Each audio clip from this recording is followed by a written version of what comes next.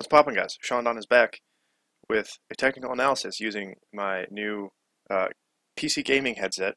So hopefully the audio is much clearer. I don't know. We'll find out. I'm excited because this is much less of a hassle to use than my previous setup. But here we have Agne with a really long, hard to pronounce last name. She is she's back for her second technical analysis. She just did a weight throw probably about 3-4 weeks ago, if I recall correctly. Yeah, she said she's been practicing hammer now for about a week. Season starts in 2 more weeks, I believe. And yeah, just learning the 4-turn. And so let's take a look. Got that sun shining nice and bright in Iowa, even with the snow on the ground. The rhythm overall of the throw is pretty nice. Like a nice, you hear the 2-3-4 really pick up in speed. Good patience in the second turn. A little high on that left side, but overall, like I said, the rhythm is decent. Left side axis is lined up pretty well. Alright, so let's break it down. So, 2 winds, 4 turns, pretty standard. Okay, coming through this first wind. You see you lean back, load this left side pretty well, and then, but then you see you're going to shift back over to the right. I would say try to stay back on this left side a little bit more. Open those shoulders up to the right, load this left side more. As you can see, you really shift over to this right side. The legs are nice and bent, a little bit wider than shoulder width. That's totally fine. Hammer comes around, keeping your hands up. And then you can see, so you see right here that you're pretty much like 50-50 distributed.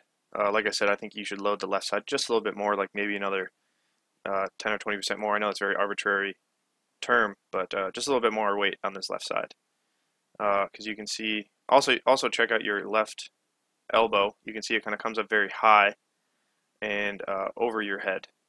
Generally, I'm not a fan. I don't think this is a very strong position. I think this is why you have to shift over to your right side so much to balance out the distribution of the forces of the hammer without getting pulled backwards, because I'm sure that's the tendency with this elbow coming up so high.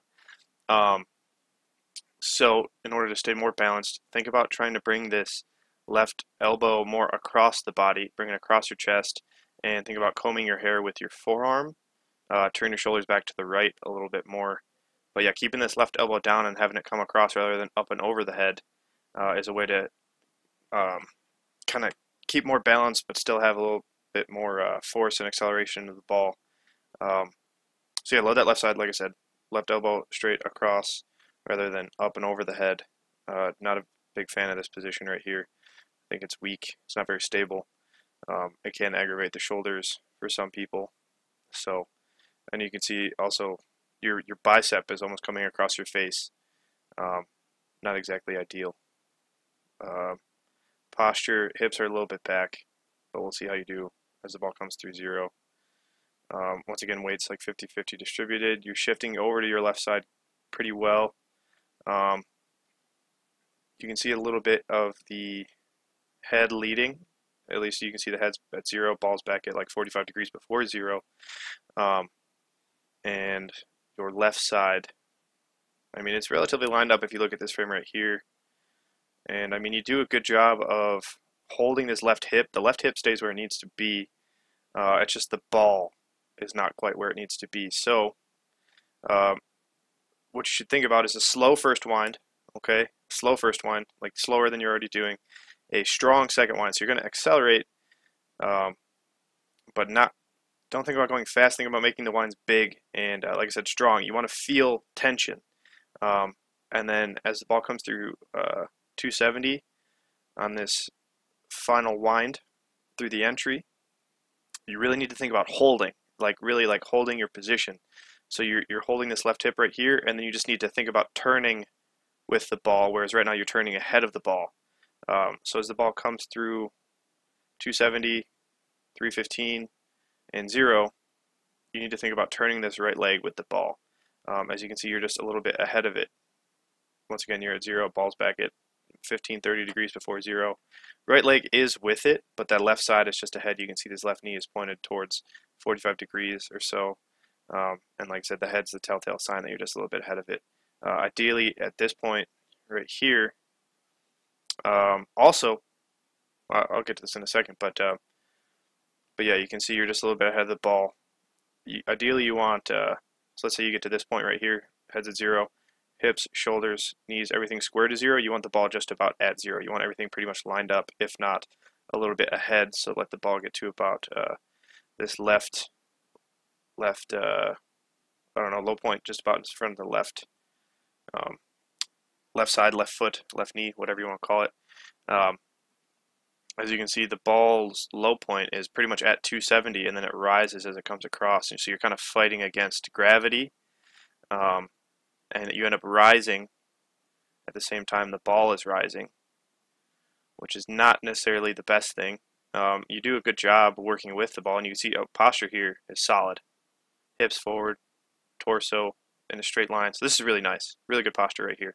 But with the ball rising with the low point so far over to the right, and then the high point pretty much at like right there-ish, that's a sign that you're kind of pulling the ball across rather than letting the ball take its natural path.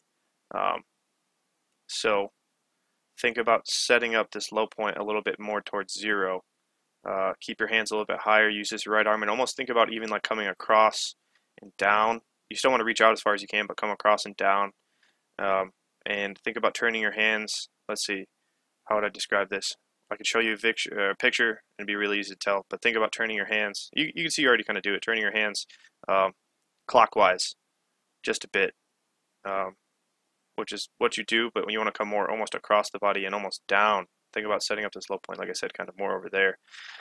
With the way you throw right now, most people I would say don't set up that low point on that left side, but the way you're throwing right now, I think you could try to do that, and it would end up pretty much about here at zero or just before zero, which would be much easier, and this would feel much more effortless, and the ball would get ahead a little bit more. So keep that in mind. Ball comes through zero, or single support, I mean. Once again, pretty solid posture. Up on the toe, but then yeah, you can see the tendency is to you catch, and then the left side goes. You can see the tension through here. Heads, once again, leading a little bit. Left shoulder is a little bit higher than the right. And then, yeah, you can see rise just a little bit, like I said, on that left side. You rise with the ball. So like I said, you want to be opposite of the ball. And I think what would help that out so much is changing the low point or setting the low point up more towards zero, because right now you're rising as the ball rises, and then you drop as the ball drops, and then you rise as the ball rises. It needs to be the opposite. And it's pretty much just it's because the high point is so far over there and the low point is so far over here.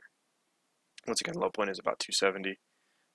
And the only way to get the ball across on the low point is to pull the left side across. So think about pushing more with this right hand, coming, like I said, kind of down across, like a wood chop sort of motion. But otherwise, so this right here, this is almost exactly what I was talking about in the start. Shoulders almost level, like I said, left's a little bit higher, hips square, knees square, feet square. If the ball just needs to get like another 1 or 2 frames, so like right there, you can kind of see where that left side's just a little bit ahead. The right leg does a good job turning with the ball though. Left side's holding. Just a little bit of left side leading, like I said. The more, and it's such a minute difference in timing of letting that ball pass just 1 more frame, but it makes such a huge difference in the throw. See, and so this is where the high point off to the right kind of comes to bite you in the butt, is since it is so high over there and that left side has to pull across, like you work the ball to just about 90 degrees, your right foot comes off, but then as the ball comes around, you start to lose connection a little bit, and you catch balls right at about 270, maybe a little bit before. Posture's still good, but you're just catching a little late, so you lose tension. And when you lose tension, that left side's going to pull even more. And you can see left side rising up a little bit more. You're getting a little bit higher in the legs, because once that left shoulder pulls, that left leg needs to stay connected to the ground, so that left leg's going to straighten out a little bit. And then you can see there's a slight bend in the right arm.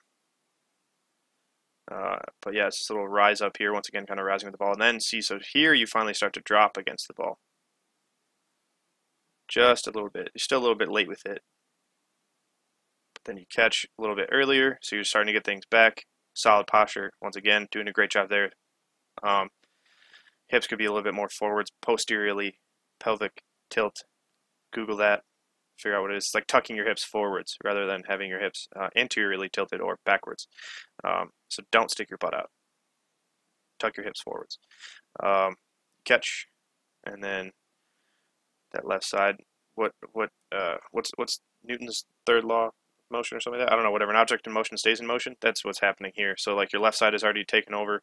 It's going to continue to take over. You're never really going to get that right side back once that left side does take over. And you can see left shoulder once again a little bit high tension. You can see you're coming across the body a little bit. That left bicep is coming across your chest, showing a little tightness.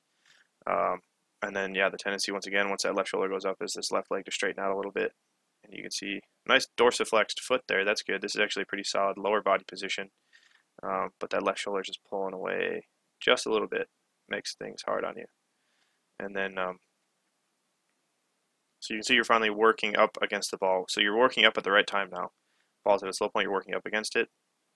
And then right as it starts to rise, you start to drop against it. So there you go. That's the right idea. And then you catch just to probably, what, 225-ish? I don't know. Pretty solid catch. Once again, good posture, and then you work through. But this left side just wants to go too early still. And I mean, you do a good job coming through the finish. It's a solid, like really overall solid looking throw. Like I wouldn't be mad if I was coaching an athlete and it looked like this. But you know, it's always about what can you do to get better. And overall, yeah, like I said, you need your low point to be set up more towards zero. Fix that left elbow in the winds a little bit. That'll help you connect earlier and feel more tension. Because otherwise you don't really connect until about there or so. That left side's trying to create tension. Whereas if you open up and fix those winds a little bit, you'll be able to feel tension more towards 270. And once you do that, it's easier to feel that right side push and easier to feel that ball go around the left side, which, I mean, you do a pretty good job of. Like I said, it's a very lined up throw. You're just rising as the ball rises and sinking as the ball sinks in these first two turns. You got to get against the ball, up both back against it, and then also as it rises, you have to drop, and as it drops, you have to rise. But also, you don't really need to think about that. Knowledge bomb, if you think about staying in the same place and you fight the forces, meaning as the ball pulls up and you try to stay in the same place, you are technically countering down, and vice versa. As it goes down and you try to stay in the same place, you have to produce force upwardsly. I think that's, I don't know. But yeah, so hopefully that makes sense. But like I said, really solid throw overall. One more time. One more time for the vid. Nice, easy, connected winds. Like I said, rhythm is pretty good. Just got to figure out that low point and that up and down sort of counter. So, all right, hopefully that helps, Agne. Let me know if you have any questions. I am here to help. If you guys want a technical analysis of your own, go to www.seandonnelly.biz. Go to the services page, in-depth technical analysis, $15. Sign up now. Hammer season is here, even with snow on the ground. Doesn't matter. So, all right, thanks for watching. Sean Don, peace and out.